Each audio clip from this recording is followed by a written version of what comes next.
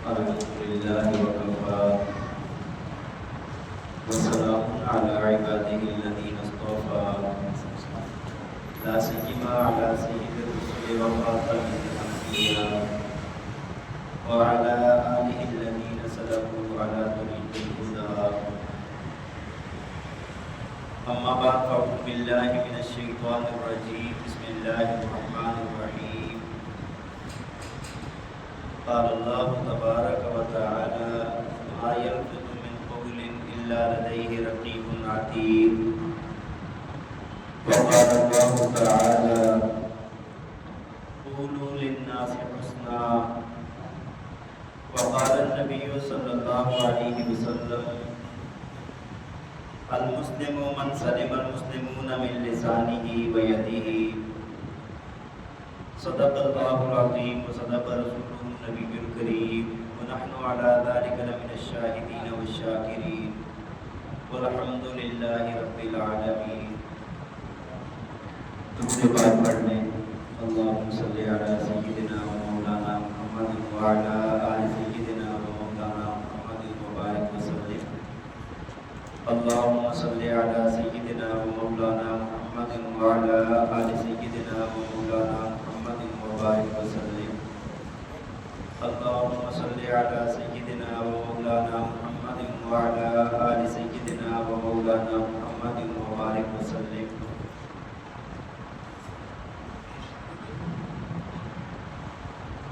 میرے انتہائی قابل احترام قابل صد احترام و تقدیر معزز و مکرم سامعین کرام، اللہ تعالیٰ نے انسان پر بہت زیادہ نعمتیں فرمائی ہیں. اگر اللہ تعالیٰ کی نعمتوں کو انسان گننا چاہے تو گن نہیں سکتا. اور نعمتوں کے علاوہ اللہ تعالیٰ نے جو انسان کو جسم عطا فرمایا ہے، جسم کا ہر جز ہر حصہ اللہ تعالیٰ کی نعمت ہے. آپ دیکھیں کہ اللہ تعالیٰ نے ہاتھ عطا فرمائے تو ہاتھ اللہ تعالیٰ کی بہت عظیم نعمت ہے کہ انسان ان کے ذریعے سے کماتا ہے، کوئی چیز پکڑنی ہوتی ہے، کھانا کھانا ہوتا ہے، بہت سارے کام جو انسان ہاتھوں سے لے رہا ہوتا ہے. اللہ تعالیٰ نے پاؤں عطا فرمائے ہیں تو پاؤں بھی بہت بڑی نعمت ہے کہ جس کے ذریعے انسان چلتا ہے، اپنے کام کاج کرتا ہے، عبادات کرتا ہے.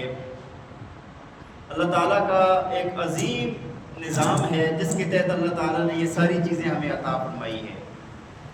آنکھیں ہیں تو آنکھوں سے دیکھنا رب تعالیٰ کی قدرت ہے اور اللہ تعالیٰ کی نعمت ہے کہ انسان دنیا کی جتنی بھی رنگینیاں ہیں، دنیا میں جتنی بھی چیزیں ہیں، ان کو آنکھوں کے ساتھ دیکھتا ہے. اللہ تعالیٰ نے ہمیں فری میں عطا فرمائی ہوئی ہیں. اسی طرح اللہ تعالیٰ نے ہمیں سننے کے لیے کان عطا فرمائے. جسم کے تمام اعضاء، تمام قوات اللہ تعالیٰ نے ہمیں عطا فرمائے. اللہ تعالیٰ کا بہت بڑا احسان ہے. لیکن اگر ان نعمتوں میں سے ایک نعمت ہے جس کے بارے میں آج آپ کے سامنے عرض کرنا چاہتا ہوں، وہ ہے انسان کی زبان. یہ اللہ تعالیٰ کی ایسی نعمت ہے کہ جس کے ذریعے سے اور نعمتوں کا ایک ایک کام ہے، لیکن اس نعمت پر اور سب کے کام بھی اس پر آتے ہیں اور سب سے زیادہ اہمیت کی حامل یہ نعمت ہے اللہ تعالیٰ کی. آپ اس کا اندازہ اس سے لگا سکتے ہیں کہ ایک بندہ مسلمان ہوتا ہے، کلمہ پڑھتا ہے تو زبان سے کلمہ پڑھتا ہے، اللہ تعالیٰ کی توحید بیان کرتا ہے، اللہ کو وحدہ لا شریک مانتا ہے، اس کا اظہار وہ اپنی زبان کے ذریعے سے کرتا ہے. اور اگر کوئی بندہ کفر پر اڑا ہوا ہے، کوئی بندہ شرک اور معاصی پہ اڑا ہوا ہے، اس کا اظہار بھی وہ اپنی زبان سے کرتا ہے. یعنی یہ انسان کی جو زبان ہے یہ ایک ایسی بنیادی چیز ہے کہ جس سے بہت ساری خیریں بھی نکل سکتی ہیں، بہت سارے شر بھی نکل سکتے ہیں. اللہ تعالیٰ کی اس نعمت کی اکثر لوگ قدر نہیں کرتے اور اس کو شریعت کے بتائے ہوئے طریقے کے مطابق استعمال نہیں کرتے، شریعت کے خلاف استعمال کرتے ہیں اور دنیا کے سارے وبال اپنے اوپر لے لیتے ہیں، آخرت کے سارے وبال اپنے اوپر لے لیتے ہیں.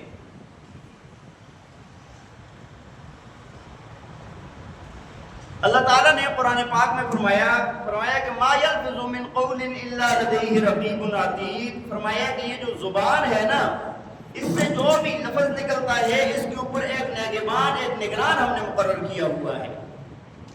یہ نہیں ہے کہ ہم زبان سے جو بات کریں، جیسی بات کریں، جیسے کریں، اپنی مرضی ہے، ہماری زبان ہے۔ بھائی ہماری ہر بات لکھی جا رہی ہے، ہماری ہر بات نوٹ کی جا رہی ہے۔ زبان سے کوئی بھی بات نکلے گی وہ اللہ کے ہاں محاسبہ، وہاں پر اللہ کی عدالت میں پیشی ہوگی اور وہاں پر پوچھا جائے گا۔ نبی پاک صلی اللہ علیہ وسلم نے صحابی کو فرمایا کہ کیا میں تمہیں تمام اعمال کا بنیادی شرازہ نہ بتا دوں، تمام اعمال کی بنیاد وہ چیز نہ بتا دوں؟ آج ختم ہو گیا، اللہ کہنا ہے مستی میں بالکل وہ گولی کی تھی نا، تو میں اٹھ گیا، نہیں تو بالکل ہی دعا کرے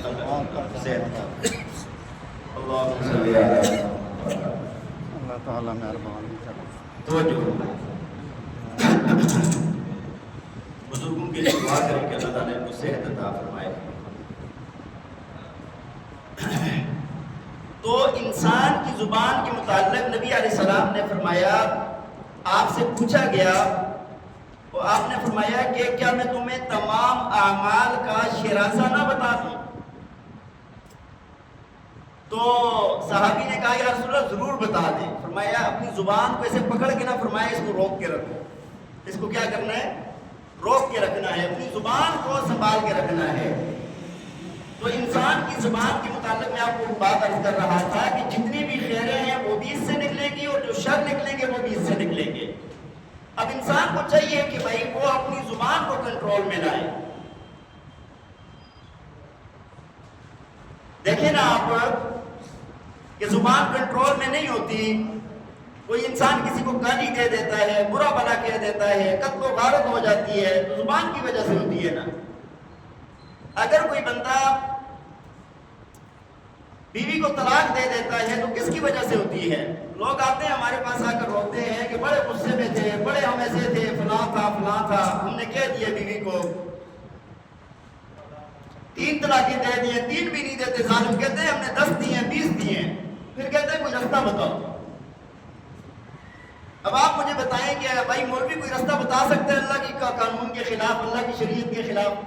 جب تم 10 طلاقیں دے کے آ گئے ہو، اللہ سے خوف نہیں آیا تمہیں، تو بھائی پھر تمہیں کون رستہ بتا سکتا ہے؟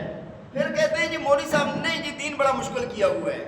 مولوی صاحب نے دین مشکل نہیں کیا، آپ نے خود اپنے پاؤں پر کلاڑی ماری ہے، خود اپنے آپ کو اپنا نقصان کیا ہے، اب کوئی آپ کا اس نقصان کو کیسے کوئی بھرے گا؟ اچھا پھر نا بھائی طلاق، ویسے یہ مسئلہ میں نے آپ کو کئی مرتبہ سمجھایا بھی ہے، طلاق والا بات بیچ میں آ گئی۔ بھائی شریعت میں طلاق ہے ہی ہے۔ طلاق کتنی ہے؟ شریعت کے مطابق طلاق دینی ہو تو طلاق کتنی ہے؟ بول ہی نہیں رہے۔ 1 طلاق ہے۔ شریعت میں کتنی طلاقیں ہیں بھائی؟ 1 طلاق ہے یار، 1 طلاق ہے۔ 1 طلاق سے بیوی جدا ہو جاتی ہے، طلاق اس کو ہو جاتی ہے، جو آپ کا مقصد ہے وہ آپ کو حاصل ہو جاتا ہے۔ ہم لوگ تو ایسے پھر وہ طلاقیں دے رہے ہوتے ہیں جس طرح کس کو فائر مارنا ہے، مطلب پورا غصہ، پورا زور پھر طلاق کے لفظ پر نکالتے ہیں، پھر کہتے جاتے ہیں، بعد میں آ کر روتے ہیں کہ مفتی صاحب آپ ہمیں کوئی رستہ بتائیں، کوئی حل بتائیں، بچے ہیں، فلاں ہیں، خاندان ہے۔ بھائی اللہ کی شریعت کے ساتھ کیوں کھلواڑ کیا ہے تم نے؟ اللہ کے نبی نے فرمایا، حدیث شریف میں آتا ہے، کسی نے 1 سے زیادہ طلاقیں دے دی صحابی نے، آپ نے فرمایا کہ اللہ کی شریعت کو میرے ہوتے ہوئے تم لوگوں نے مذاق بنایا ہوا ہے۔ میں موجود ہوں، میرے ہوتے ہوئے تم لوگوں نے اللہ کی شریعت کا مذاق بنایا ہوا ہے، کھیل سمجھا ہوا ہے تم نے۔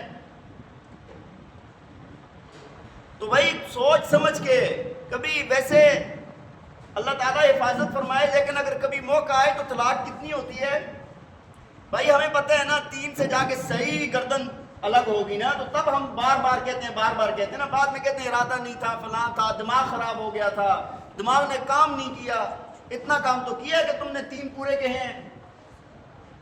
طلاق تو 1 سے بھی ہو جانی تھی نا۔ لیکن اتنا بڑا جھگڑا، اتنا بڑا فساد اور یہ سب کچھ ہوا تو کس وجہ سے ہوا؟ کس وجہ سے ہوا ہے؟ زبان کی وجہ سے۔ کس کی وجہ سے ہوا؟ زبان کی وجہ سے۔ بچے رول جاتے ہیں، انسان کی عزت خراب ہو جاتی ہے، خاندانوں میں لڑائی جھگڑا ہو جاتا ہے زبان کی وجہ سے۔ تو اپنی زبان کو کنٹرول کرنا سیکھیں، اپنی زبان کو روکنا سیکھیں۔ آپ صلی اللہ علیہ وسلم کا ایک ارشاد ہے، کتنا عظیم ارشاد ہے، آپ سنیں۔ فرمایا من صمت نجا، فرمایا جو خاموش ہو گیا اس نے نجات پا لی، جو خاموش ہو گیا وہ بچ گیا ہے، جو خاموش ہو گیا۔ اکثر فتنے فساد بولنے سے ہوتے ہیں، کبھی چپ ہونے سے بھی کوئی فتنہ ہوا ہے؟ بھائی چپ ہونے سے بھی کوئی لڑائی ہوئی ہے؟ جتنے بھی کام ہوتے ہیں نا کس وجہ سے ہوتے ہیں؟ بولنے کی وجہ سے، بولنے کی وجہ سے ہوتی ہیں ساری چیزیں۔ تو خاموش ہو جاؤ اللہ کے بندو، تھوڑا سا سہ لیا کرو، انشاءاللہ دنیا میں بھی حفاظت ہوگی، آخرت میں بھی حفاظت ہوگی۔ لیکن ہم نے کیا کرنا ہوتا ہے کہ ہم نے تو بولنا ہی بولنا ہوتا ہے، اور بولنے کی بھی کئی قسمیں ہوتی ہیں۔ ایک بولنا وہ ہوتا ہے جس بولنے سے کوئی فائدہ ہو، کوئی فائدہ ہے نا، کسی کو کوئی فائدہ ہے، اپنے آپ کو کوئی فائدہ ہے، ہاں جی، شریعت کا کوئی فائدہ ہے، وہ تو بولنا ہے۔ ایک بولنا وہ ہوتا ہے جو سراسر نقصان ہے، گالم گلوچ کر رہا ہے، برا بھلا کہہ رہا ہے، غیبت کر رہا ہے، چغلی کر رہا ہے، بہتان لگا رہا ہے، سراسر گناہ ہے۔ ایک بولنا وہ ہوتا ہے جس میں نفع بھی ہوتا ہے، نقصان بھی ہوتا ہے، کچھ فائدہ کچھ نقصان، اس کی کیا ضرورت ہے جس میں نقصان ہو، ہاں جی۔ اور ایک بولنا وہ ہوتا ہے جس میں نہ کوئی فائدہ ہوتا ہے نہ کوئی نقصان ہوتا ہے، تو اس کی کیا ضرورت ہے؟ پھر فائدہ ہی کوئی نہیں ہے، نقصان ہی کوئی نہیں ہے، تو ضرورت کیا ہے بولنے کی؟ جس طرح کوئی بندہ سٹوریاں سنا رہا ہوتا ہے نا، کہانیاں سنا رہا ہوتا ہے، اس میں نہ کوئی نقصان ہے نہ کوئی فائدہ، سٹوری سنا رہا ہے، کیا ضرورت ہے اتنی دیر کوئی اور نیک کام کر لیتا، اللہ کا ذکر کر لیتا، کوئی اور اچھا کام کر لیتا، لیکن لیانی کے اندر پڑا ہوا ہے نا، لیانی کے اندر پڑا ہوا ہے۔ تو آپ دیکھیں کہ اگر 4 حصے ہم بولنے کے بنائیں نا، ان میں سے ایک حصہ مفید ہے، 3 حصے کوئی فائدہ نہیں ہے، 3 حصوں کا کوئی فائدہ، نقصان ہی نقصان ہے۔ اس وجہ سے بولنا بھی اتنا ہی ہونا چاہیے، ہمارے دن رات میں، ہماری زندگی میں بولنے کی مقدار بھی اتنی ہونی چاہیے کہ جو بہت کم ہو اور فائدے والی ہو، سوچ سمجھ کے بولنا چاہیے۔ جو بندہ کم بولتا ہے نا، اللہ تعالیٰ اس کو دانائی عطا فرماتے ہیں، اس کی عقل زیادہ ہوتی ہے، اس کی سمجھ زیادہ ہوتی ہے، اس کو سوچنے سمجھنے کا موقع زیادہ ملتا ہے، اس کے اندر شعور زیادہ ہوتا ہے۔ حکیم لقمان کا نام سنے آپ نے؟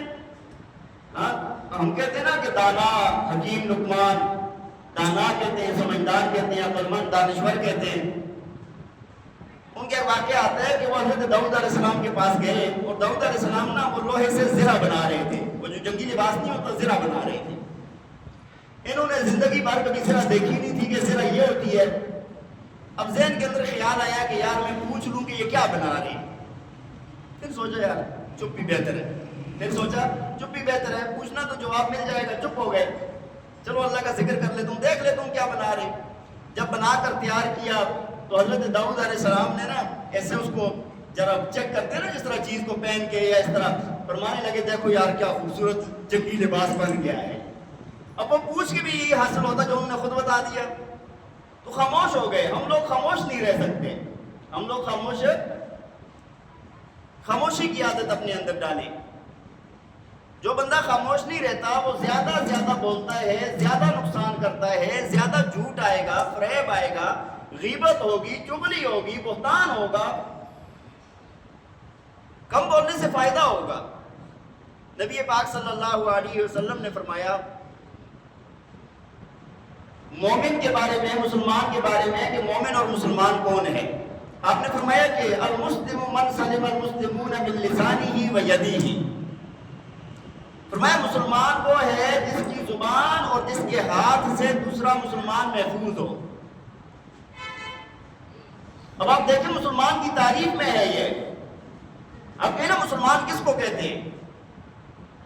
بزرگوں میں ایسے لوگ گزرے ہیں جو کہتے تھے کہ بھائی ہم زیادہ نماز روزہ تہجد پڑھنے والے کو ہم نیک بندہ نہیں کہتے تھے، ہم نیک اس کو کہتے تھے جس کی زبان کنٹرول میں ہوتی تھی، جس کے ہاتھ سے کسی کو تکلیف نہیں پہنچتی تھی، ہم کہتے بڑا نیک بندہ ہے۔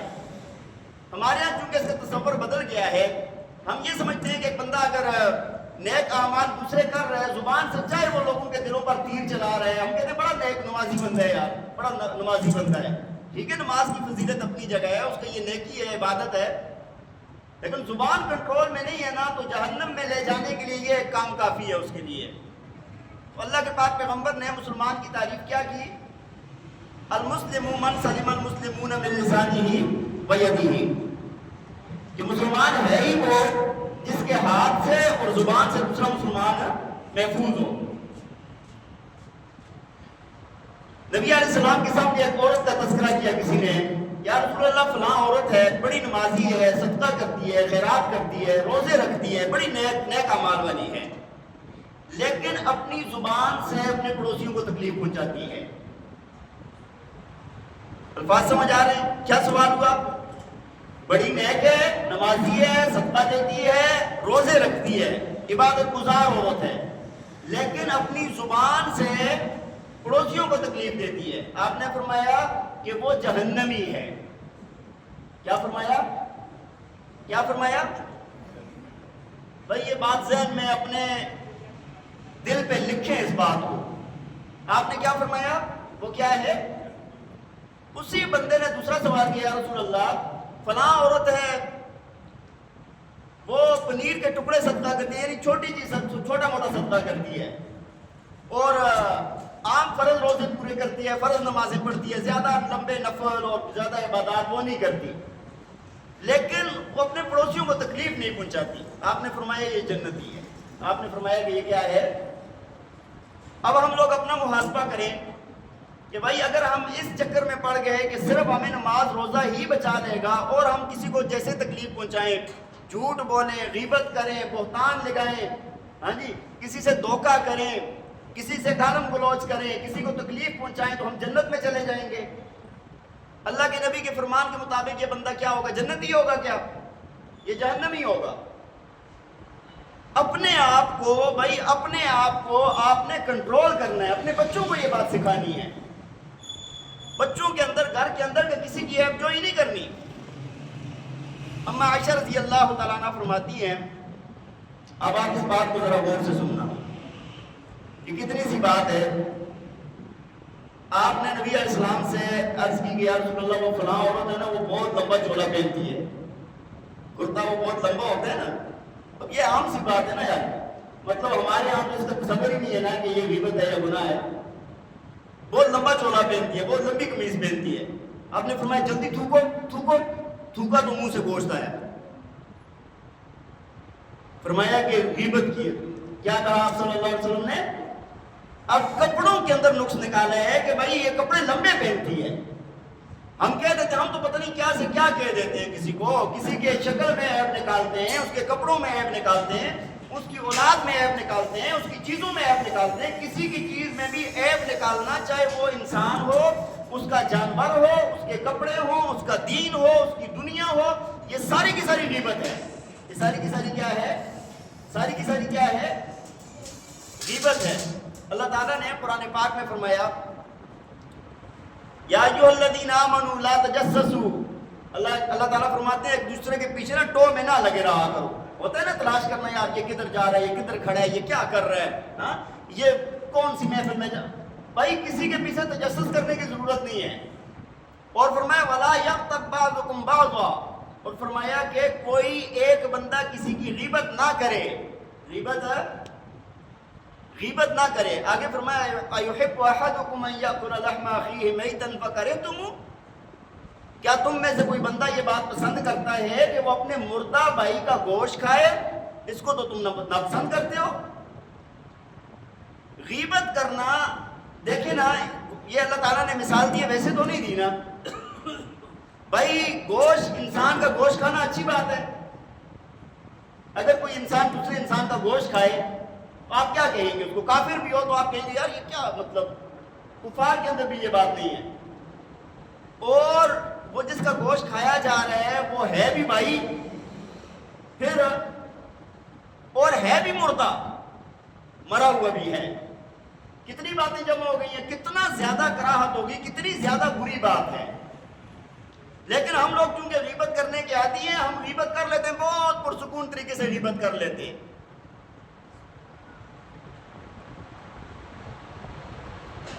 بات سمجھ آ رہی؟ اتنا بڑا گناہ ہے. اللہ کے پاک پیغمبر نے فرمایا الغیبۃ اشد من الزنا، فرمایا کہ غیبت زنا سے بڑا گناہ ہے. غیبت زنا سے، زنا کو تو سارے گناہ سمجھتے ہیں، لیکن فرمایا غیبت اس سے بھی بڑا گناہ ہے. ہمیں پرواہ ہی نہیں ہے، مسجد کے اندر بیٹھ کر بھی غیبت کریں گے. تو بھائی اپنی زبان کو کنٹرول کرنا ہے، اپنی زبان کو کنٹرول کرنا ہے. کوئی اچھا لفظ نکلتا ہے تو ٹھیک ہے، نہیں تو خاموش رہیں. سوچا کریں آپ، یار جو بات میں کر رہا ہوں اس بات سے مجھے کوئی فائدہ ہے؟ آپ بس یہ 2-3 باتیں میری یاد رکھیں. بہت پرانا کسی کتاب میں نے پڑھا تھا، غالباً تفسیر عثمانی میں نے پڑھا تھا. فرمایا 3 باتیں سوچ کر بات کیا کرو. تب سے میرا خیال ہے، تب بہت بچپنا تھا، چھوٹی عمر تھی، تب سے یہ بات میرے ذہن میں فٹ ہو گئی، بیٹھ گئی. عمل میں کمزوری ہے لیکن بات ذہن میں رہتی ہے. فرمایا کہ بھائی بات کرتے ہو نا، سوچا کرو کہ اس بات کا مجھے کوئی فائدہ ہے؟ بات کا مجھے کوئی فائدہ ہے؟ ذاتی طور پہ مجھے کوئی فائدہ ہے اس بات کا؟ اگر فائدہ ہے تو ٹھیک ہے، کرو بات. یہ جو بات ہے اس کا دوسرے کو کوئی فائدہ ہے جس کے ساتھ میں کر رہا ہوں؟ کر لو، فائدہ ہے تو کر لو. یا اس سے دینی کوئی فائدہ ہے؟ بھائی دیکھو، اپنا فائدہ اگر نہیں ہے، دوسرے کا فائدہ نہیں ہے، دین کا فائدہ نہیں ہے، تو وہ بات کرنی ہمارے لیے وبال بن جائے گا. اب خاموشی اختیار کرنی ہے. سوچ لیا کریں، کوئی بھی محفل ہو بندہ لگ جاتا ہے، لیکن ذہن میں لائے کریں، یار سوچا کریں، یار بات کا مجھے فائدہ ہے نہیں ہے، اس کو ہے نہیں ہے، دینی فائدہ ہے نہیں ہے، چپ، بات ختم. تو اپنے آپ کو اس چیز کا عادی بنائیں. ابھی موبائل کی وجہ سے بڑا ہمارے اندر یہ گناہ آ گیا ہے. جھوٹ بولتے ہیں. بھائی جھوٹ بولنا گناہ کبیرہ ہے. جھوٹ بولنا کیا ہے؟ اکبر الکبائر میں بھی جھوٹ آتا ہے. جھوٹ بولنا بڑے کبیرہ گناہوں میں سے ہے. اور جھوٹ بولنا کس کو کہتے ہیں؟ کہ ہمیں نے ان سے کون سا جھوٹ بولا ہے؟ ہاں مطلب جس اس کو تو ہم جھوٹ ہی نہیں سمجھے. کوئی پوچھے گا کدھر ہو، ہاں، یا کوئی پوچھے گا، کوئی کام کا پوچھے گا، جھوٹ بول رہے ہوتے ہیں. ہمارے سامنے گاڑی میں بیٹھے ہوتے ہیں، ادھر کہہ رہے ہوتے ہیں، کوئی اور جگہ بتا رہے ہوتے ہیں. آپ نے نہیں دیکھا یہ محلے کے اندر ہم ہوں گے، رشتے داروں میں بیٹھے ہوتے ہیں، وہ کچھ اور بات آگے سے کریں گے. نہیں بتانا تو نہ بتاؤ بھائی، نہیں بتانا تو نہ بتاؤ، لیکن جھوٹ بولنے کی کیا ضرورت ہے؟ بعض دفعہ لوگ بڑا تنگ بھی کرتے ہیں. یہ بات بھی ہے، مجھے فون کریں گے مسئلہ پوچھنے کے لیے، پہلے پوچھیں گے مفتی صاحب کدھر ہیں آپ، میرے ساتھ کیا کرنا ہے تم نے، کدھر ہوں میں. ایک بات ہے نا، کوئی ملاقات کے لیے آیا ہے، کوئی بات ہے، پھر تو ٹھیک ہے، پھر یہ بات بنتی ہے کہ پوچھ لے یار کہ کدھر ہیں آپ. لیکن ویسے اب رات کے 10 بج رہے ہیں، 11-12 بج رہے ہیں، کہا رہے ہیں کہ مفتی صاحب کدھر ہیں، کدھر ہوں گا یار میں. تو میں ان کو بتاتا نہیں ہوں، مجھے غصہ آتا ہے اس بات میں، سخت تنگی ہوتی ہے، مجھے الجھن ہوتی ہے. میں آگے سے کہتا ہوں ہاں جی آپ کام بتائیں. بعض دفعہ دوسرا محسوس بھی کر جاتا ہے کہ یار یہ آگے سے اس نے یہ بات کی کہ کام بتائیں، لیکن یہ میرا حق ہے کہ میں اس کو کہوں کہ میرا بھائی اپنا کام بتاؤ، آپ نے کیا کہنا ہے، چاہے وہ قریبی ہے یا دور کے ہے، یار دوست ہے یا کوئی بھی ہے. ہاں اگر اس کو کوئی میری ذات تک کام ہے، ملاقات ہے، تو ٹھیک ہے، پھر وہ پوچھ لے، آئے ملاقات کرے، وہ بات الگ ہوتی ہے. لیکن ہم لوگوں کی ایک عادت ہوگی ہے، فون کریں گے پہلے پوچھیں گے کدھر ہو، کیا کر رہے ہو. اس کی ضرورت نہیں ہے. بات سمجھ آ رہی ہے؟ اسلام نے اس کو منع کیا ہے کسی کی جستجو میں، کسی کی اس چیز میں نہ رہو. تو بہرحال جھوٹ نہیں بولنا. بھائی ہم کسی سے ڈرتے ہیں کیا؟ ایک بات ہے نا، جھوٹ وہ بندہ بولے کہ جو اللہ کے علاوہ کسی اور سے ڈرتا ہو، جس کو کسی اور کی مجبوری ہو. جو غیرت مند بندہ ہوتا ہے، جو اللہ سے ڈرنے والا ہوتا ہے، وہ جھوٹ نہیں بولتا. آپ نے دیکھا ہوگا نا کہ ایک حدیث شریف ہے جس میں اللہ تعالیٰ اللہ کے نبی نے فرمایا کہ اللہ تعالیٰ 3 لوگوں پر لعنت کرتے ہیں. ان میں سے ایک جھوٹا بادشاہ ہے جس پر لعنت ہوتی ہے. جھوٹا، حالانکہ اللہ کی لعنت ویسے بھی جھوٹے پر ہوتی ہے، لیکن اس کا خصوصیت کے ساتھ تذکرہ ہے. کیوں؟ یار تم بادشاہ ہو، تمہیں کسی کا کیا ڈر ہے، یا کیا تمہیں ایسی کوئی چیز ہے کہ تم جھوٹ بول رہے ہو؟ یہ بندہ بڑا گنہگار ہو جاتا ہے. بات سمجھ آ رہی ہے کہ نہیں؟ اس وجہ سے بھائی زبان سے جھوٹ نہیں بولنا، غیبت نہیں کرنی، کسی پر بہتان نہیں لگانا، کسی کی چگلی نہیں کرنی، لوگوں کے ساتھ گالم گلوچ نہیں کرنی، اپنے آپ کو بنانا ہے، سنوارنا ہے، اپنے آپ کو چینج کرنا ہے ہم نے. یا اللہ یہ غلطیاں ہم سے ہوتی رہی ہیں، معاف کر دے، بس نہیں کریں گے. دوبارہ پکی توبہ کر لے بندہ، لایانی باتوں سے اپنے آپ کو بچا لے. تو اللہ کے پاک پیغمبر نے ہمیشہ نجات کا راستہ جو بتایا نا، جس طرح میں نے آپ کو حدیث پڑھی کہ من سمعت نجا، جو خاموش ہو گیا وہ نجات پا گیا. اور ایک حدیث میں آتا ہے اللہ کے پاک پیغمبر نے فرمایا ان الصدق بر وان البر یہدی الی الجنہ. فرمایا کہ سچائی نیکی ہے، اور سچائی جو ہے نا انسان کو جنت میں پہنچا دیتی ہے. اور فرمایا کہ ایک بندہ برابر سچ بولتا رہتا ہے، ہمیشہ سچ بولتا رہتا ہے، یہاں تک کہ اللہ کے ہاں صدیق لکھا جاتا ہے. اللہ کے ہاں فرشتے لکھ لیتے ہیں کہ یہ بندہ سچا ہے، یہ بندہ کیا ہے. اور دوسرا فرمایا کہ ان الفجور کذب ان الکذب فجور، فرمایا کہ جھوٹ جو ہے نا یہ گناہ ہے، اور گناہ جو ہے یہدی الی النار، وہ جہنم کی آگ تک پہنچا دیتا ہے. بات سمجھ آ رہی ہے کہ نہیں؟ جہنم کی آگ تک پہنچا دیتا ہے. مولانا اجر التھانوی صاحب رحمہ اللہ نے لکھا ہے، فرمایا کہ دو عادتیں جس کے اندر ہوں گی وہ بندہ نیک بن جائے گا. ایک فرمایا اکل حلال اور صدق مقال. حلال کھانا، زبان سے سچ بولنا، یہ بندہ نیک بنے گا ہی بنے گا. وقتی اگر ہمیں نظر نہیں بھی آتا نا، لیکن سچ بولنے والا ہے نا، انشاءاللہ یہ بندہ نیک بنے گا ہی بنے گا. تو اپنے آپ کو سچ کا عادی بنائیں، سچ کا عادی بنائیں. سچ کے بہت زیادہ فوائد ہیں. ایک آدھ واقعہ آپ کو عرض کر دیتا ہوں تاکہ بات ذرا زیادہ ذہن میں بیٹھ جاتی ہے، پھر عمل کے لیے زیادہ انسان کے اندر جذبہ پیدا ہو جاتا ہے. ایک حدیث ہے، صحیح بخاری شریف کی روایت ہے. اللہ کے پاک پیغمبر نے ایک واقعہ بیان کیا کہ اللہ تعالیٰ نے ایک فرشتہ بھیجا 3 لوگوں کی آزمائش کے لیے. 3 لوگوں کی آزمائش کرنے کے لیے اللہ نے فرشتہ بھیجا. ایک تھا ان میں سے کوڑ کے مرض والا، کوڑی تھا، اور دوسرا اس میں سے گنجا تھا، اور تیسرا جو تھا وہ اندھا تھا. اللہ تعالیٰ نے فرشتہ بھیجا. فرشتے نے آ کر حال احوال پوچھا، اور پوچھنے کے بعد کہا کہ بھائی جو کوڑی ہے تمہیں کیا چاہیے؟ کہنے لگا جی مجھے یہ جو جسم پہ خارش تکلیف ہے، جلد میری خراب ہے، کوڑ لگا ہوا ہے، یہ جلد اچھی ہو جائے اللہ کرے. تو فرشتے نے ہاتھ پھیرا، اس کی جلد ٹھیک ہو گئی، چمڑی ٹھیک ہو گئی، ٹھیک ہو گیا وہ بندہ. کہا مال کیا پسند ہے؟ کہا مجھے اونٹ بڑے پسند ہیں. تو فرشتے نے اس کو نا اللہ کے حکم سے ایک داون اونٹنی دے دی. دوسرے کے پاس گیا، گنجا ہے، اس کے پاس گیا، جا کر اس سے کہا کہ تمہیں کیا پسند ہے؟ کہنے لگا کہ بال گر گئے ہیں. آج کل اس کے اوپر بھی بڑا رول ہے یار. ہاں اگر کوئی مولوی ٹرانسپلانٹ کرا دے یا بال لگوا دے، پتہ نہیں لوگ کیا اس کو کفر کے فتوے لگا رہتے ہیں. یہ عیب ہے، بالوں کا گر جانا یہ کیا ہے؟ عیوب میں سے ہے. حدیث سے ہی پتہ چلتا ہے نا، عیب ہے نا یار. ایک انسان کے اندر یہ ایک ٹھیک ہے، وقت کے ساتھ دانت بھی گریں گے، آپ کی آنکھیں بھی کمزور ہوں گی، سب کچھ، لیکن بالوں کا گر جانا یہ عیب میں شمار ہوتا ہے. بات سمجھ آ رہی ہے؟ تو بہرحال اگر کوئی لگوانا چاہے شریعت کی حد میں تو لگوا سکتے ہیں. اس پہ غالباً مولانا طارق جمیل صاحب نے ٹرانسپلانٹ کرا لیا تھا. اس کے بعد پتہ نہیں لوگوں نے کیا پتہ نہیں بزرگ کو بھی کیا یاد آیا ہے، فلاں نیک لوگ بھی اور عام دنیا دار بھی سارے ہی کر رہے تھے نا. جائز کام کیے، اپنے پیسے لگائیں، آپ سے مانگیں. بات سمجھ آ رہی ہے کہ نہیں؟ تو بہرحال، اور دوسرا بالوں کا بھی مسئلہ آپ کو بتا دوں سر. یار دیکھو، بال رکھنے کی بھی اجازت ہے، منڈوانے کی بھی اجازت ہے. اجازت کے درجے میں کیا ہے؟ اجازت دونوں کی ہے، لیکن بال رکھنا افضل ہے. بال رکھنا کیا ہے؟ بال رکھنا کیا ہے؟ اگر آپ پوچھیں گے نا شریعت میں افضل کیا ہے، تو بال رکھنا افضل ہے.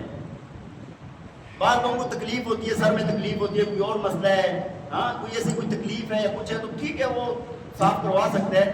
لیکن اس کو نیکی عبادت سمجھنا یا کوئی بزرگی سمجھنا یہ بالکل غلط ہے، 100% غلط ہے. بات سمجھ آ رہی ہے؟ کوئی بندہ اگر یہ سمجھتے ہیں نا کہ سر منڈواؤں گا ہر وقت، تو آپ کہیں گے طلباء کا کیوں منڈواتے ہیں؟ کیونکہ بچے پڑھ رہے ہوتے ہیں، بالوں کے ساتھ لگے رہیں گے تو پھر پڑھائی متاثر ہو جائے گی ان کی. اس وجہ سے مدرسے والے کہتے ہیں یار بال صاف کر دو، گندگی بھی نہ ہو، صاف ستھرے ہو، اور دوسرا بالوں کے ساتھ کھیلتے نہ رہے. لیکن بالوں میں نا بال رکھنا افضل ہے. لیکن رکھنے کا کیا ہے؟ رکھنے کی بھی شریعت نے حد بتائی ہے. فرمایا یا سارے بال کٹوا دو یا سارے رکھ لو، یا سارے بال کٹوا دو یا سارے سائڈوں سے گنجا کر دینا، اوپر بال رکھ لینا، یہ شریعت میں ناجائز ہے. اس کو منع کیا ہے اللہ کے پاک پیغمبر نے، اس کو منع کیا. رکھنے ہیں تو سارے، اگر چھوٹے بھی رکھنے تو برابر رکھیں.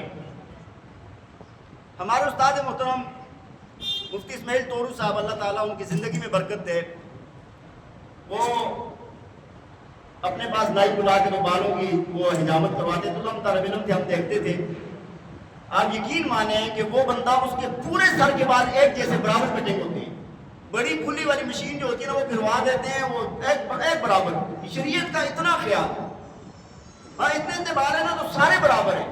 یہ نہیں ہے کہ ادھر سے کم ہے ادھر سے زیادہ ہے. علماء نیک لوگ اس چیز کا خیال رکھتے ہیں، ٹھیک ہے. اور علماء میں بھی کمزوری جو آتی ہے نا، ہمارے حضرت فرماتے ہوتے ہیں علماء بالوں کے شریعت میں جو ہے نا وہ جو اصول ہے اس کے مطابق نہیں چلتے، اور عوام داڑھی میں گڑبڑ کرتی ہے. عوام داڑھی میں گڑبڑ کرتی ہے، علماء بالوں میں گڑبڑ کرتی ہے. بات سمجھ آ رہی ہے؟ بال رکھنا افضل ہے. نبی علیہ السلام سے ہمیشہ ساری زندگی سوائے حج عمرے کے کبھی بھی سر منڈوانا ثابت ہے نہیں. حضرت علی رضی اللہ تعالیٰ عنہ سر منڈواتے تھے. وہ کہتے تھے کہ نبی علیہ السلام کی حدیث سنی ہے کہ اگر بالوں کے نیچے تک پانی نہ پہنچا نا تو غسل نہیں ہوگا. فرمایا اس دن سے میں نے اپنے سر سے دشمنی مول لے لی. مطلب کیا ہے کہ صاف کر دیتے تھے. ایک صحابی ہے حضرت علی رضی اللہ تعالیٰ عنہ، اگر آپ صاف کروانا چاہیں تو اجازت ہے، لیکن تمام صحابہ کا عمل، نبی علیہ السلام کا عمل کیا ہے؟ بال رکھنے کا ہے. ایک بات. دوسرا اسی کے متعلق ایک مسئلہ اور سن لیں. بالوں کو سفید چھوڑنا ثواب ہے یا رنگنا ثواب ہے؟ مسئلہ ہے نا، مسئلہ ہے نا بھائی. بالوں کو رنگ لگانا ثواب ہے یا سفید چھوڑنا ثواب ہے؟ اچھا کام کون سا ہے؟ ثواب کیا، اچھا کام کون سا ہے؟ بھائی میں نے آپ کو پہلے بھی عرض کیا تھا، ہمارے درسوں میں یہ مسائل گزر چکے ہیں. بالوں کو نا 40 سال کی عمر تک کالا آپ کر سکتے ہیں، کالا رنگ. 40 سال کے بعد کالا رنگ نہیں کر سکتے اور سارے رنگ کر سکتے ہیں. ایک مسئلہ یہ سمجھ آ گیا. لیکن 40 سال کے بعد یا 40 سال سے پہلے جب بال آپ کے سفید ہو گئے، ان کو سفید چھوڑنا اچھی بات ہے، زیادہ اچھی بات ہے، یا ان کو رنگ دینا زیادہ اچھی بات ہے؟ حدیث کے اندر رنگنے کا حکم آتا ہے، چھوڑنے کا حکم نہیں آتا. یہ میں آپ کو بتا دوں. آپ شمائل ترمذی دیکھیں، آپ حدیث کی کتاب دیکھیں، حدیث کے اندر بالوں کو رنگ کرنے کا حکم آتا ہے. نبی علیہ السلام سے حکم ملتا ہے کہ صحابی کو بدلو اپنے ان بالوں کو، سفید ہیں تو ان کو کرو کچھ. حضرت ابو قحافہ رضی اللہ تعالیٰ عنہ، نبی حضرت صدیق اکبر رضی اللہ عنہ ان کے والد تھے. آپ نے ان کو فرمایا بنچیرو، ان کو تبدیل کرو، بوڑھے بزرگ ہیں. بات سمجھ؟ تو چھوڑنے کی اجازت ہے آپ کو، آپ سفید چھوڑ سکتے ہیں، لیکن اس کو ثواب سمجھنا کہ یہ چھوڑنا کوئی خاص ثواب ہے، یہ بات غلط ہے. میری بات سمجھ آئیے؟ ثواب سمجھے بغیر کہ بھائی میں سفید چھوڑوں گا تو کوئی خاص اجر ملے گا، یہ بات غلط ہے. سفید چھوڑنے کی اجازت ہے آپ کو، ٹھیک ہے. اور 40 کے بعد میں نے آپ کو کیا بتایا کہ رنگنا جو ہے نا وہ زیادہ اچھی بات ہے بنسبت چھوڑنے کے. 40 کالا رنگنا ہو، کالا رنگنا ہو 40 کے بعد، اور رنگ جو بھی آپ دے سکتے ہیں. اچھا بہرحال وہ حدیث سے مسئلہ آگے چلا گیا. تو وہ بندہ گنجا تھا، فرشتے نے کہا تمہیں کیا چاہیے؟ کہا تھا یار یہ سر پہ اچھے بال ہو ذرا. اس نے فرشتے نے ہاتھ پھیرا تھا، نے بال اگا دیے. مال کیا چاہیے؟ مجھے گائے بڑی پسند ہے، گاون گائے دے دی. تیسرے کے پاس گیا، فرشتہ اندھا تھا. کیا چاہیے جی؟ کہا جی ساری دنیا کو اندھیرا ہے، آنکھیں چاہیے. ہاتھ پھیرا، اللہ تعالیٰ نے آنکھیں عطا فرما دی. مال کیا پسند ہے؟ مجھے مال میں نا بکریاں پسند ہیں، گاون بکری دے دی. حدیث میں آتا ہے کہ اونٹ والے کو اللہ نے اتنی برکت دی کہ پوری وادی نا اونٹوں سے بھر گئی. اس کی گائے والے کو اللہ نے اتنی برکت دی، پوری ایک وادی جو ہے نا اس کی گایوں سے بھر گئی. اسی طرح بکری والے کو اللہ نے اتنی برکت دی کہ پوری وادی اس کی بکریوں سے بھر گئی. اب اللہ تعالیٰ کی طرف سے یہ آزمائش تھی. اللہ تعالیٰ نے اس فرشتے کو دوبارہ بھیجا، اب جا کر میرے نام پر سوال کرو ان سے. فرشتہ آیا، آ کر کہنے لگا، وہ جو کوڑی تھا اس کے پاس آیا، آ کر کہنے لگا کہ یار میں جنگل میں سفر کر رہا ہوں، میرے پاس زیادہ راہ نہیں ہے، بڑی مشکل میں پھنسا ہوں. اللہ کا آسرا اور تم مجھے نظر آ گئے ہو، تو مجھے کوئی چیز دے دو تاکہ میں کچھ کھانے پینے کا انتظام ہو جائے، سواری کا انتظام ہو جائے. تو کہنے لگا بھائی نہیں یہ بڑا مشکل ہے، اتنے نہیں ہے کہ آپ کو دیتے پھریں. ہم ہوتے ہیں نا ہم لوگ جو مال آ جاتے ہیں، اتنے نہیں ہیں یار کہ ہم اب جو ہے نا تم پر بانٹتے پھریں. فرشتے نے کہا یار مجھے لگتا ہے تجھے میں دیکھا ہوا ہے، تو مجھے دیکھا ہوا لگ رہا ہے، تو وہ نہیں ہے کہ جس کو کوڑ کا مرض تھا اور پاس کچھ بھی نہیں ہوتا تھا؟ کہتے نہیں نہیں، ہمارے تو باپ دادا بڑے مالدار رئیس خاندانی، بات سمجھ آئیے، وہ اتنے بڑے مالدار تھے، ہم تو جدی پشتی مالدار ہیں۔ کہتے ہیں فرشتے نے کہا کہ اگر تو جھوٹ بول رہا ہے تو اللہ تعالیٰ تجھے اسی حالت پر کر دے جس پر تو تھا۔ دوسرے کے پاس گیا، گائے والے کے پاس گیا، اس سے بھی اس طرح سوال کیا کہ مجھے کوئی چیز دو، کہنے لگا یار اتنے نہیں ہے میرے پاس دینے کے لیے، نہیں دے سکتا، معاف کریں، کیا کہتے ہیں آج کل، معاف کریں، معاف کریں۔ اس نے کہہ دیا، فرشتے نے کہا یار لگتا ہے تو مجھے دیکھا دیکھا لگ رہا ہے، تو وہ نہیں ہے کہ جس کا سر پہ بال نہیں ہوتے تھے اور بڑا غریب بندہ تھا؟ کہتے نہیں نہیں، میں تو بڑا مالدار ہوں، اپنے باپ دادا کی کہانیاں سنانے لگا۔ فرشتے نے اس کو بھی کہا کہ اگر تو جھوٹ بول رہا ہے نا، اللہ تجھے اسی حالت پر کر دے جس حالت میں تو تھا۔ بکری والے کے پاس گیا، اس کو کہنے لگا کہ یار اللہ کے نام پر کچھ دے دو، اور میں ابھی جنگل میں سفر کر رہا ہوں، کوئی اور آسرا نہیں ہے، تم ایک نظر آ گئے ہو تو کھانا پینا بھی نہیں کیا، اور بھی کوئی ذاتی راہ نہیں ہے میرے پاس۔ تو کہنے لگا جی بالکل آپ نے صحیح کہا، آپ نے جس اللہ کا نام لیا ہے نا، اس کے نام پہ جتنا مرضی ہے لے جاؤ، جتنا مرضی ہے لے جاؤ، میں تو کچھ بھی نہیں تھا، میں تو اندھا بندہ تھا، یہ سب کچھ اللہ نے دیا ہے، آنکھیں بھی نہیں تھی، مال بھی نہیں تھا، یہ اللہ نے دیا ہے، آنکھیں بھی اللہ نے دی، مال بھی، آپ نے اس اللہ کے نام کا سوال کیا ہے، جو دل کرے لے جا۔ فرشتے نے اس کے لیے برکت کی دعا کی اور اس کو کہا کہ تیرے دوسرے دو ساتھی فیل ہو گئے ہیں اور تم پاس ہو گئے ہو، دوسرے دونوں کا مال ہلاک ہو گیا، پہلی کیفیت بیماری میں چلے گئے اور اللہ تعالیٰ نے اس کو کامیاب کر دیا۔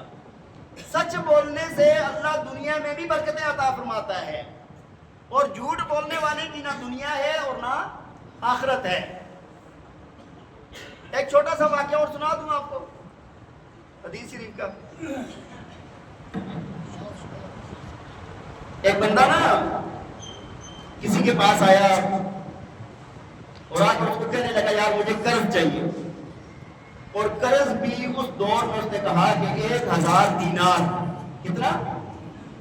1000 دینار چھوٹی چیز ابھی بھی نہیں ہے، اور اس وقت کتنا ہوگا؟ ہاں جی۔ اس نے کہا کوئی گواہ؟ کہتے ہیں میرا گواہ تو کوئی نہیں ہے، بس اللہ گواہ ہے۔ کون گواہ ہے؟ اس نے کہا اچھا تو کوئی ضمانت والا؟ کہتے ہیں اللہ ضمانتی ہے بس۔ ہاں جی، گواہ بھی اللہ، ضمانتی بھی اللہ۔ اس نے کہا جی ٹھیک ہے، تم نے تو بہت بڑی شہادت، بہت بڑی ضمانت دے دی ہے۔ تو اس نے 1000 دینار دے دیا اور کہا کب دو گے؟ فلاں وقت میں فلاں ٹائم میں تمہیں دوں گا۔ یہ بندہ سمندر کے سفر میں چلا گیا۔ اب جب اس نے اپنا تجارت کی، کوئی کام کیا، جو بھی ضرورت تھی وہ پوری کی، جب واپس آیا نا سمندر پر، اب نہ کوئی کشتی ہے، نہ کوئی جہاز ہے، نہ اور کچھ ہے، بڑا پریشان ہوا، یار بندے سے وعدہ کیا تھا، اللہ کے نام کی ضمانت دی تھی، اللہ کو گواہ بنایا تھا، پیسے لے کے کھڑا ہے، جانے کا راستہ نہیں ہے۔ بڑا سوچ بچار کی، بڑا ڈھونڈا، نہیں ملا، تو اس نے کیا کیا کہ ایک لکڑ کو نا، لکڑ کے اندر سوراخ کیا، اس کو کھوکھلا کیا، کھوکھلا کر کے اس کے اندر 1000 دینار ڈال کے اس کو اوپر سے بند کر کے سمندر کے حوالے کر کے، اور کہنے لگا یا اللہ میں آ کر کوشش کرتا رہا ہوں، نہیں پہنچ سکا، یا اللہ تیرے نام کی ضمانت دی تھی، تیرے نام کی گواہی دی تھی، یا اللہ تو ہی پہنچا دے اس بندے تک۔ اچھا یہ واپس وہ کر کے تو لوٹ گیا، جب ڈھونڈتا رہا نہیں ملا۔ وہ بندہ بھی اس دن آیا، سمندر پر آیا، یار وہ بندہ آئے گا شاید میرا قرض والا جس نے اللہ کے نام کی ضمانت دی تھی۔ بڑا دیکھا سنا بندہ نہیں آیا، دیکھا سمندر کے کنارے لکڑیاں پڑی تھی نا گھر کے جلانے کے لیے، گڈھا باندھ اور لے گیا۔ جب لے کر گھر گیا، لکڑیاں چیرنے لگا تو دیکھا ایک لکڑ کے اندر سے دینار نکلے اور اندر ایک پرچی لکھی ہوئی تھی، ہاں جی، کہ میں سمندر پر آیا تھا، بڑی کوشش کی، کشتی نہیں ملی، میں یہ بھیج رہا ہوں، ٹھیک ہے، اللہ تعالیٰ کی ضمانت دی تھی، یہ میں بھیج رہا ہوں۔ اچھا ویسے ہوا کہ بندہ بڑا خوش ہوا یار کہ بڑی سچائی کے ساتھ اس نے کام لیا۔ وہ اس کو کشتی پھر مل گئی، وہ دوبارہ 1000 دینار اور لیا، کشتی پر بیٹھا اور وہاں پر پہنچا اور آ کر معذرت کرنے لگا کہ یار مجھے بڑی دیر ہو گئی ہے، میں آیا ہوں سمندر پر، بڑی کوشش کی ہے لیکن وہاں پر کشتی نہیں تھی، اس وجہ سے مجھے دیر ہو گئی ہے، تو میں نے آپ کو اللہ کے نام کی ضمانت دی تھی، اللہ کو گواہ بنایا تھا، تو اس کے لیے بہت معذرت کرتا ہوں۔ اس بندے نے بٹھایا، کہا کہ تم نے کوئی اور بھیجے نہیں ہے؟ کہتے نہیں یار میں ابھی آیا ہوں نا، تمہیں کہہ رہا ہوں ابھی آیا ہوں۔ اس نے کہا پہنچے نہ پہنچے کیا پتہ ہے، کہتے ہیں کہ وہ لکڑ کے اندر، کہتے وہ پہنچ گئے آپ کو، ہاں جب کوئی بندہ سچائی کے راستے پر چلتا ہے اللہ تعالیٰ اس کی مدد فرماتے ہیں. بات سمجھ آئیے؟ تو ہمیشہ کوشش کریں کہ سچ بولنا ہے. کیا کرنا ہے؟ زبان سے لایانی بات نہیں کرنی، زبان سے فضول بات نہیں کرنی، زبان سے کسی کی غیبت نہیں کرنی، چغلی نہیں کرنی. بات سمجھ آ رہی ہے؟ چغلی سے اپنے آپ کو روکنا ہے، بہتان سے اپنے آپ کو روکنا ہے، کسی کی برائی کرنے سے اپنے آپ کو روکنا ہے. کچھ لوگ ہیں وہ کہتے ہیں ہم تو سچ بات کرتے ہیں جی، کوئی خوش ہو یا خفا ہو. کبھی اپنے بارے میں بھی سچ کہہ دیا کرو. بات سمجھ آ رہی ہے کہ نہیں؟ دوسروں کے بارے میں ہی سچ کہتے رہتے ہو، کبھی اپنے بارے میں بھی سچ کہہ دیا کرو نا. وہ ایک بزرگ عالم تھے، اس سے کسی نے سوال کیا کہ وہ فلاں عورت ایسی ہے اور اس طرح کرتی ہے، کیا وہ جائز ہے؟ اس نے کہا جب اس نے پوچھا نا اس کو بتاؤں گا تمہیں کیا تکلیف ہے. بات سمجھ آ رہی ہے کہ نہیں؟ اس نے جب پوچھا تو اس کو بتاؤں گا، تم اپنا کوئی مسئلہ پوچھو کہ تمہیں کیا مسئلہ ہے. ہمارے سوالات بھی میں نے آپ کو پہلے بھی عرض کیا تھا، اکثر سوالات لوگوں کے متعلق ہوتے ہیں، اپنی ذات کے متعلق نہیں ہوتے. فلاں کے اندر یہ برائی، فلاں کی ہے، فلاں کی ہے. اس سے اللہ تعالیٰ ہماری حفاظت فرمائے اور کوشش کریں کہ اپنی زبان کی حفاظت کریں. اللہ تعالیٰ ہمیں عمل کرنے کی توفیق عطا فرمائے. وآخر دعوانا الحمدللہ رب العالمین.